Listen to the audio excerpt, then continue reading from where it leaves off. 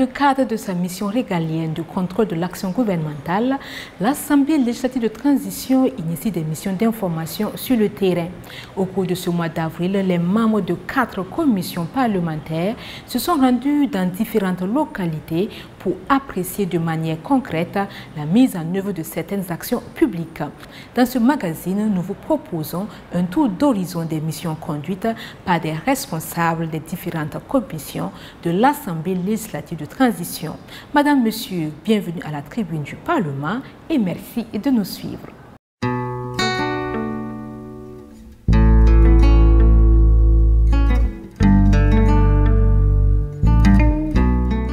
Les cas d'incendie deviennent de plus en plus récurrents dans les grandes villes, un phénomène qui n'a pas laissé de marbre les députés membres de la Commission des Affaires étrangères, de la Défense et de la Sécurité KUDS.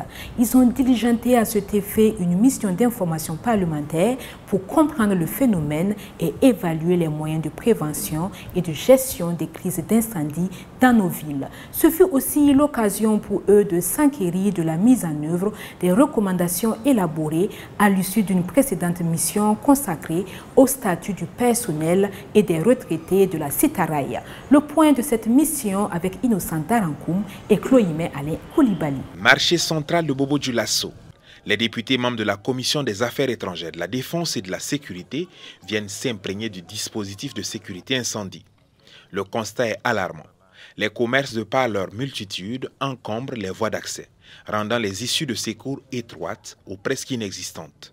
Que dire des étals de marchandises qui obstruent la plupart des dispositifs incendies? Le peu de poteaux d'incendie qui marchent manque de débit suffisant pour éteindre le feu. Rien n'est respecté. C'est vrai qu'on a vu des poteaux d'incendie, des RIA, mais c'est des installations encombrées. Donc ce qui rend difficile leur usage en cas d'urgence. Le constat est le même au grand marché Rorwoko de Ouagadougou. L'incivisme de certains commerçants et usagers rend la tâche difficile aux soldats du feu. Il y a l'excroissance des différentes marchandises, il y a l'encombrement des voies d'accès, des fumeurs à l'intérieur du marché. Il y a d'autres personnes qui viennent avec des bouteilles de gaz qu'ils allument pour chauffer l'eau à l'intérieur du marché. Il y a également les installations anarchiques des panneaux photovoltaïques ainsi que les câbles électriques. Que dire de cette salle qui reçoit la plupart des grandes manifestations culturelles et sportives de la capitale? On y déplore la vétusté des dispositifs de sécurité incendie. En témoigne le local technique où les risques sont énormes. Certaines unités industrielles visitées font figure de bons élèves. Des démonstrations sont même servies aux députés pour constater l'efficacité de leur système de sécurité incendie. Malgré leur bonne volonté, les soldats du feu manquent de moyens logistiques et humains pour gérer efficacement les cas d'incendie. C'est du moins ce qui ressort de leur échange avec les députés dans les régions visitées. Ce fut aussi l'occasion pour la KUDS de rencontrer les dirigeants et les syndicats de la Citaraï sur la question du statut du personnel. Les concertations se poursuivent à cet effet pour trouver un terrain d'entente au plus vite. Foi des premiers responsables de la Société internationale de transport par rail. La Commission des finances et du budget, quant à elle, s'est intéressée à la politique de gratuité des soins de santé. Depuis son adoption en 2016, cette politique vise à faciliter l'accès aux soins pour les populations. Une délégation de la Comfib s'est donc rendue dans les régions du plateau central, du centre-nord et du centre pour constater les réalités de sa mise en œuvre. On en sait davantage avec Emmanuel Drabo et Karim Sissé. C'est une scène forte en émotion à la maternité du centre médical urbain de Signogué. L'honorable Issaka Tapsoba, vice-président de la commission des finances et du budget, échange directement avec une jeune mère 2 jours après son accouchement. Un moment symbolique dans le cadre d'une mission d'information de la Confib sur le financement de la gratuité des soins de santé au Burkina Faso. Étant donné que cette politique a commencé à être mise en œuvre depuis 2016, nous avons trouvé qu'il était bon quand même que nous puissions travailler pour voir effectivement l'impact de cette politique-là au niveau de la population, voir son effectivité et son efficacité au niveau de la population. Et partout, le constat est unanime. Soignants et populations locales saluent les bienfaits de la gratuité des soins de santé au profit des enfants de moins de 5 ans et des femmes enceintes. Une politique qui sauve des vies chaque jour. Cependant, tout n'est pas rose. Des défis demeurent. C'est une très bonne politique parce que vraiment il faut dire que ça soulageait en tout cas la population. Ça permet aussi à beaucoup d'enfants qui devraient passer de vie à trépas de vivre. Ça soulageait également beaucoup de femmes. Maintenant, dans la mise en œuvre sur le plan financier, ça crée des problèmes au niveau des CSPS parce que le remboursement ne suit pas les soins. Malgré ces obstacles, la détermination est intacte. Et pour les responsables des centres visités, cette mission est porteuse d'espoir. Ils espèrent qu'elle contribuera à renforcer davantage cette politique sanitaire vitale pour des milliers de Burkinabés. Toujours dans l'optique de constater l'application de la gratuité des soins, une autre équipe de la Commission des finances et du budget s'est rendue dans les régions du Nord, des Hauts-Bassins, du Centre-Ouest et du Centre. Cette démarche vise aussi à identifier les défis rencontrés sur le terrain et à proposer des pistes d'amélioration. Retour sur cette mission avec Ouseni Ouedraogo et Mariam Batini Diakité. Nous sommes au centre hospitalier régional universitaire de Waiguia au service pédiatrie. Amidou attend les soins sur les genoux de sa mère. Son père est allé en ville acheter des médicaments car le dépôt pharmaceutique de l'hôpital en manque. Une situation qui touche de nombreuses personnes bénéficiaires de la gratuité des soins. Face à ces défis, les parlementaires ont initié une mission d'information sur le financement de la politique de gratuité des soins. Cette mission a conduit les membres de la Commission des finances et du budget CONFIB à se scinder en deux groupes. Il y a l'axe 1 que nous représentons, dirigé vers les régions du Nord, du Centre-Ouest, des Hauts-Bassins et même du Centre. Il y a des difficultés majeures, des remboursements tardifs et partiels des frais de la gratuité des soins. Des problèmes de remboursement qui font que les structures ne sont plus assez fortes pour payer leur dette au niveau de la CAMEG. Et ça fait que la CAMEG également a une pression financière. On rencontre souvent des ruptures de médicaments.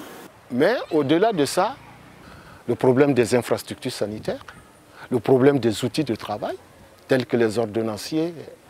Malgré ces obstacles, la politique de gratuité des soins a indéniablement contribué à une hausse des fréquentations dans les centres de santé. En 2023 comme en 2024, nous n'avons pas connu de mortalité maternelle. Au niveau également de la mortalité, c'est les enfants qui ont moins de 5 ans. Nous avons vu une baisse significative de ces taux grâce à l'effort et la conjugaison de tout ce que nous avons comme mise en œuvre de la gratuité. Par exemple, ma fille qui est là, moi je la remercie beaucoup. Elle a été réanimée 4 fois. Les recommandations issues de cette mission devraient permettre d'optimiser cette politique pour qu'elle bénéficie à encore plus de Burkinabés, en particulier les plus vulnérables. La Commission du genre, de la santé, de l'action sociale et humanitaire a pour sa part évalué la mise en œuvre des préoccupations et recommandations adressées au gouvernement en 2023 et 2024. De façon spécifique, elle s'est intéressée au centre de radiothérapie, aux violences basées sur le genre, à la cantine scolaire, entre autres.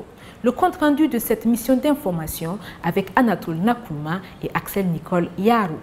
Dans le cadre de leur mission d'information, les députés de la Commission du genre, de la santé, de l'action sociale et humanitaire ont parcouru les régions du Centre-Ouest et des Hauts-Bassins pour évaluer l'application des recommandations adressées au gouvernement sur les infrastructures sanitaires, éducatives et sociales. Il s'est agi pour la Commission de voir l'efficacité des mesures qui ont été prises par le gouvernement suite à nos différentes interpellations et recommandations. Le plaidoyer va toujours continuer, les interpellations vont toujours continuer, mais ce qui est fait n'est pas négligeable. À Ouagadougou, les parlementaires ont noté que le centre de radiothérapie de Bogodogo dispose désormais d'un contrat de maintenance pour ses équipements. Toutefois, le nombre restreint de spécialistes et de physiciens médicaux reste préoccupant. Dans les Hauts-Bassins, les travaux du futur centre de radiothérapie avancent et devraient très bientôt ouvrir. Les députés ont également inspecté les entrepôts de la CAMEG. Ils ont salué les mesures renforcées telles que la vidéosurveillance et les plans de prévention incendie. À Koudougou, la crèche de l'université Norbert Zongo apporte un véritable soutien aux étudiantes mères. Un plaidoyer est en cours pour doter l'université Nazibouni d'une structure similaire, tandis que l'université Joseph Kizerbo inaugurera bientôt sa crèche. Concernant les violences basées sur le genre, les dispositifs de prise en charge des victimes ont été jugés satisfaisants. Enfin, la gestion des cantines scolaires a montré des progrès grâce à la participation communautaire, bien que des retards dans la livraison des vivres persistent. D'une année à une autre, on voit les changements qui sont effectués. Reconnaissons que du travail est fait. Les choses évoluent sur le terrain. Il y a de l'évolution positive. À travers cette mission d'information, les députés s'assurent que les engagements du gouvernement répondent effectivement aux besoins des populations. La problématique de l'utilisation des pesticides et des engrais a intéressé la Commission du développement durable de l'Assemblée législative de transition. Pour ce faire, elle a axé sa mission d'information sur l'état de mise en œuvre des recommandations issues d'une précédente mission d'information initiée en mars-avril 2023 sur cette thématique. Suivez plutôt. Les députés de la Commission du développement durable CDD sur un site de maraîchage à Bana. La beauté de ces plants de choux rime avec une triste réalité. La présence de boîtes de pesticides chimiques jonchant le sol. Autre lieu, autre constat. Ici à Léo dans la Sicile, le verger d'Arzuman Moro fait cas d'école.